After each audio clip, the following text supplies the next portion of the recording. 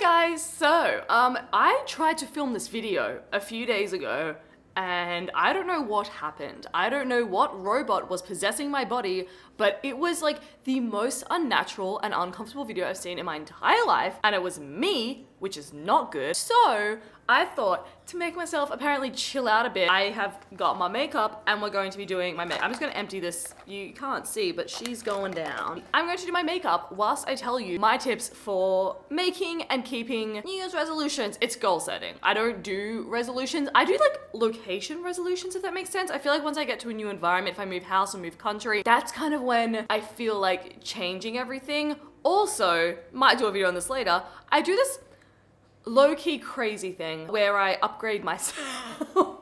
It sounds dumb. It is. Essentially, I'm on Fiona 6.0 at the moment, and every now and then I'm like, I need a complete life overhaul, because the way I see it is that, like, say if I wanted to stop biting my nails, Fiona 6.0 bites her nails, Fiona 7.0 doesn't bite her nails. It's hard to break a habit, but if you're a whole new person who already does these things, it's a lot easier. I trick my mind into it. Is it genius? Is it an idiot thing? I don't know.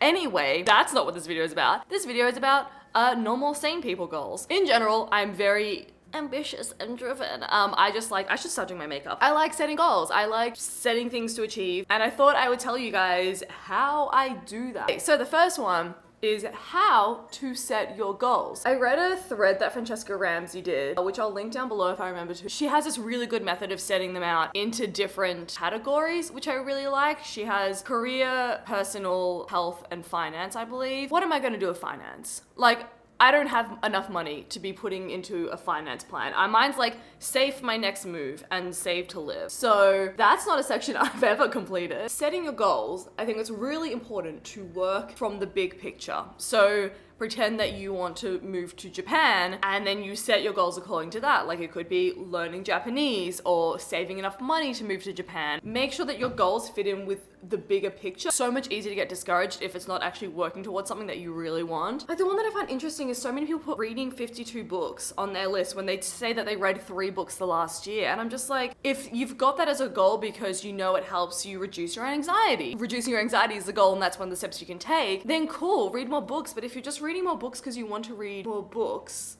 I don't know. I just find that it's a very common goal. Am I the only one not getting that? Like, I like to read, I just don't set it as a goal.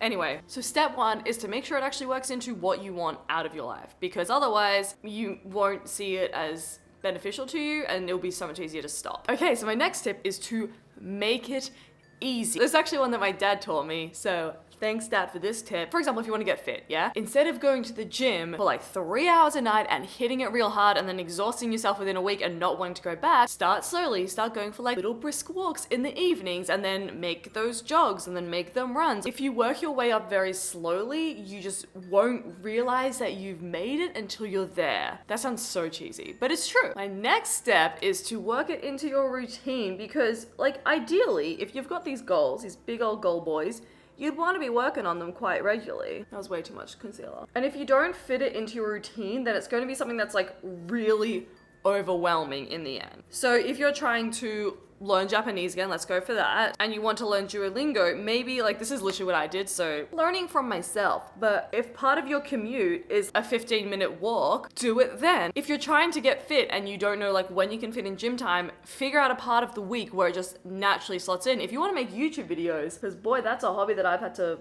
bloody work out to fit in. See where in your routine it fits. I've got way too much concealer, we can see that, right?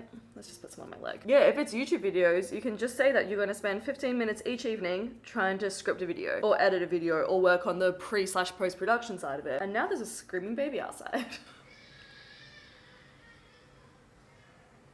Damn, she got some lungs. But yeah, figuring out where you can fit in time to work on your goals is a huge part of it, because otherwise they're just gonna kind of sit there, and then you get to December and you're like, oops, I didn't achieve my goals this year again.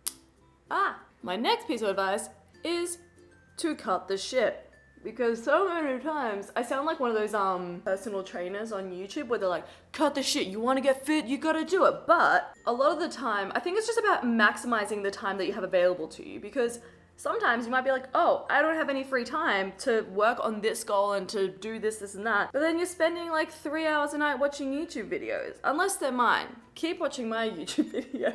And obviously, time to relax is important. Like, I'm not saying, like, be on that grind 24/7, because that's how you burn yourself out. Learned that the hard way. But just make sure that you're actually maximizing your time, because you don't want to get to the end of the year, if you're one of those yearly resolution people, and be like, oh, I didn't achieve anything, but I watched like 300 YouTube videos a night. Like, it gets a bit pointless. And my final tip is to reevaluate your goals and see if they still fit into what you want from life. Say if you decided you don't want to go to Japan anymore, you went for a visit and you're like, not really for me, then cool. That's another goal that I reevaluated, because I used to want to live in Paris, and then I went on my most recent visit and I was like, why are there so many men? Does anyone notice that about Paris? There are just so many men. I don't know how that is the case. But yeah, like, it's totally okay to reevaluate your goals. If you're at uni and you're doing a course that you don't love anymore, it's okay to change that. If you're in a job that you hate, even though it was like your dream job when you first got hired, it's okay to change that, like, in the least cheesy way possible. You've only got one life, so you might as well do what you bloody well want with it. But yeah, those are my main tips for like staying in control of your resolutions / goals. By the way, because we had a chatty video, so you've stuck around, you like me, right guys? You love me. I've started a Facebook page, which is essentially, it's not related to keeping resolutions. It's just a shit ton of gay memes. Yeah, that's it. Memes, videos, cool articles. Mostly because I was sick of seeing all these like gay meme pages, which just aren't that inclusive at all. Okay, we have finished with the face. Thank you guys so much for watching this video where I talk about resolutions and goal keeping. I love it so much. I wish I could do more things like this, but we shall see. I have a video coming out soon about how to not hate social media, so I'm really looking forward to that. Thank you guys so much for watching this video. Give this video a like because I need your validation. Subscribe if you haven't already. Leave a comment down below telling me what you want to achieve this year, and I'll see you in the next video. Bye!